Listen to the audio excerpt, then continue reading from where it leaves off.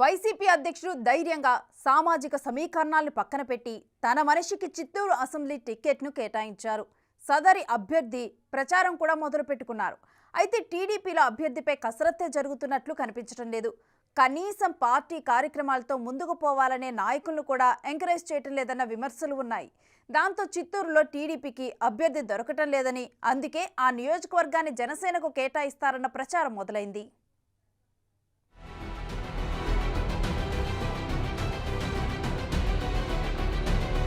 చిత్తూరు శాసనసభ నియోజకవర్గానికి నెల రోజుల క్రితమే అభ్యర్థిని ప్రకటించింది వైసీపీ. సిట్టింగ్ ఎమ్మెల్యే అయిన జంగాలపల్లి శ్రీనివాసుల్ని కాదని పార్టీకి అన్ని విధాలా అండగా ఉంటూ వస్తున్న విజయానందరెడ్డికి టికెట్ కేటాయించింది. దీంతో విజయానందరెడ్డి ప్రచారంలో దూసుకుపోతున్నారు. వాడవాడలా తటస్థంగా ఉన్నవారిని తనదైన శైలిలో తన వర్గంగా మార్చుకుంటున్నారు. సామాజిక వర్గ సమీకరణాలు కాదని టికెట్ తెచ్చుకున్న ఆయన టీడీపీలో ఉన్న వర్గ విభేదాలతో గట్టెక్కుతానన్న ధీమాతో కనిపిస్తున్నారు. అయితే చిత్తూరు టీడీపీలో ఇలాంటి హడావిడి కనిపించడం లేదు. 2019లో ఇక్కడి నుంచి ఎమ్మెల్యేగా పోటీ చేసి ఓటమి పాలైన తర్వాత మాజీ ఎమ్మెల్యే మనోహర్ పార్టీకి దూరమయ్యారు. పార్టీతో ఉన్న డీకే ఆదికేశవుల ఫ్యామిలీ కూడా రాజకీయాలకు దూరం జరిగింది. దీంతో చిత్తూరులో పార్టీ కార్యక్రమాలన్నీ జిల్లా టీడీపీ అధ్యక్షుడు చంద్రగిరి ఇన్ఛార్జ్ పులివర్తి నానితో మాజీ ఎమ్మెల్సీ దొరబాబు నిర్వహిస్తున్నారు.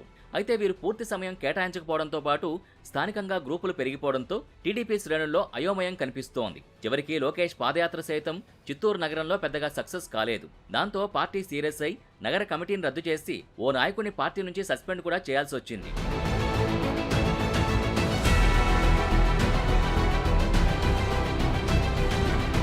అదే సమయంలో టీడీపీ టికెట్ కోసం మాజీ మేయర్ కటారి హేమలత, మాజీ మార్కెట్ యార్డ్ చైర్మన్ బాలాజీ, మాజీ జడ్పీ చైర్పర్సన్ సరస్వతి ప్రకాష్ నాయుళ్లు ప్రయత్నాలు మొదలుపెట్టారు. అయితే వారందరికీ ఎవరి గ్రూపులు వారికి ఉండడంతో లోకేష్ పాదయాత్రలో జన సమీకరణ జరగలేదని అంటున్నారు.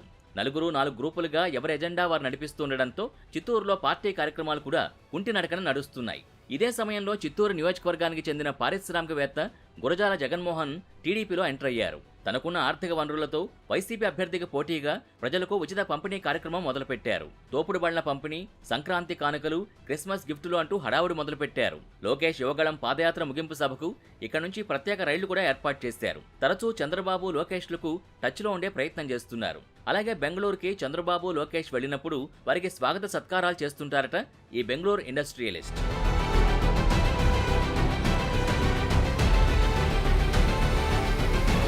ఇదే సమయంలో డీకే కుమారుడు డిఏ శ్రీనివాస్ చిత్తూరు నగరంలో 2 రోజుల పాటు ఉండి హడావుడి చేశారు. తాను వచ్చే ఎన్నికల బరిలో ఉంటానని, పార్టీ గురించి తర్వాత ప్రకటిస్తానని అన్నారు. దాంతో 2 రోజుల పాటు బలిజ సామాజిక వర్గానికి చెందిన నేతలు ఆయన చుట్టూ చేరారు. అయితే ఆయన హడావుడి 2 రోజుల మురిపమే అయ్యింది. ఈ మధ్యకాలంలో శ్రీనివాస్ని మంత్రి పెద్దిరెడ్డి రామచంద్రారెడ్డి కలిసినట్టు తెలుస్తోంది. మొత్తం రాజంపేట పార్లమెంట్ పరిధిలో డీకే వర్గానికి చెందిన బలిజలు గణనీయంగా ఉండడంతో పెద్దిరెడ్డి ఆయన కలిశారన్న ప్రచారం జరుగుతోంది.